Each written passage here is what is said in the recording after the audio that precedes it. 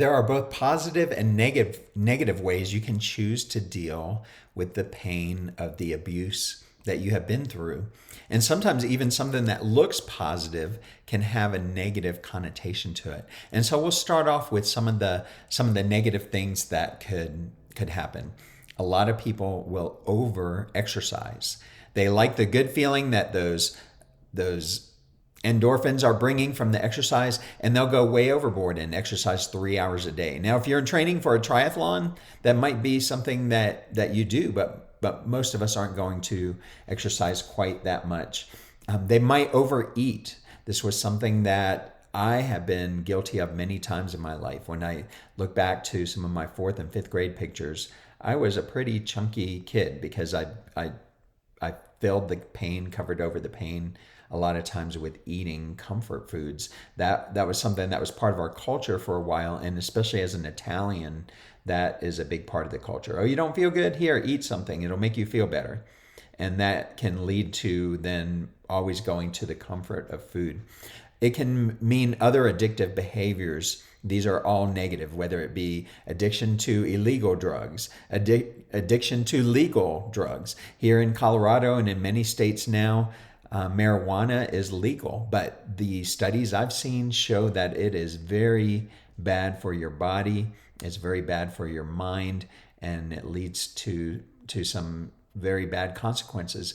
But a lot of times people are doing that to treat they're kind of self-treating the pain within them. A lot of people, of course, use alcohol, and even though alcohol is legal, it can still be abused, and so people have to be careful with that. For me, for the longest time, I was addicted to porn and really had to struggle through that. So it's not that, I mean, some addictions, that addiction didn't seem to affect my body like being addicted to food did, but it was still something that had a poor effect on my life. So it's not unusual at all for people who've been through some type of abuse to have some type of addiction. Is going to look different for everybody, but these are some negative ways of dealing with things. And like I said, some of them have a positive connotation. You should go out and exercise. You should, as you're taking these steps to forgive, you might go on long walks of a half hour, 1 hour,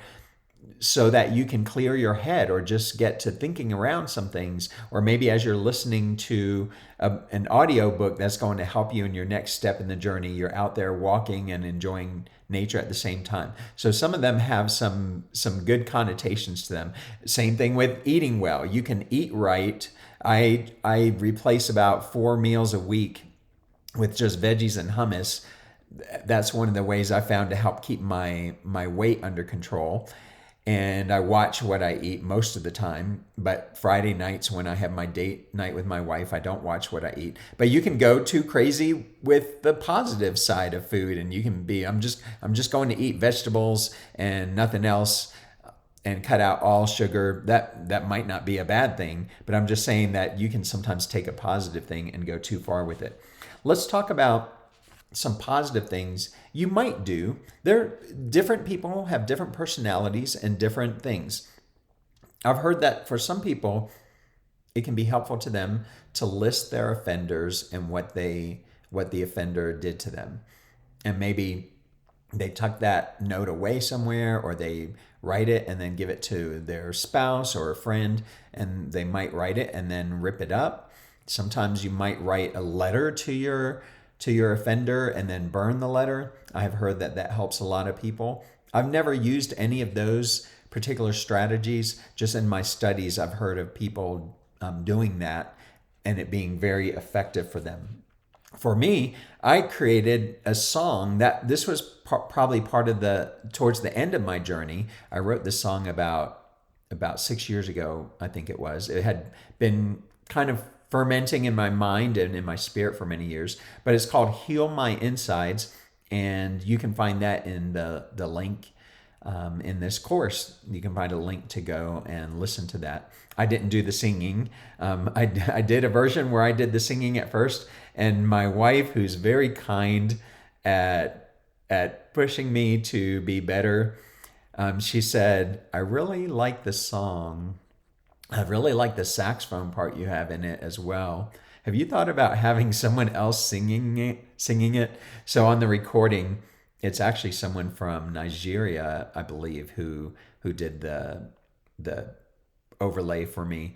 I found him online, and he did contract work with singing, and so we did it all through the computer. But you might create something artistic. It doesn't mean you have to be good at it. Music has been my profession for 37 years now when I as I record this, but it doesn't mean that everything has to be done as part of your profession. So you might create artwork, you might like to work with wood, you might like to build things. I've always been terrible at building things. That's how we ended up in this beautiful house we're in now. I tried to start finishing the basement of our previous house, and it was not going well.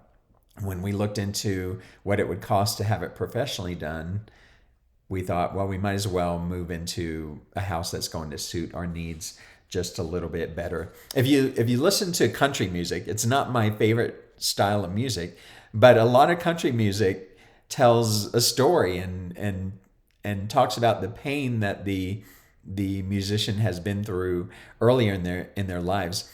I really think, in my opinion, when I see young music artists who are trying to tell their story, a lot of times they haven't been through enough life. But the country artists who are in their 50s and they have a lot of life behind them and a lot of bad things have happened to them, then you hear it in their songs, in the stories that they tell. So find a positive way to put this emotional energy out there.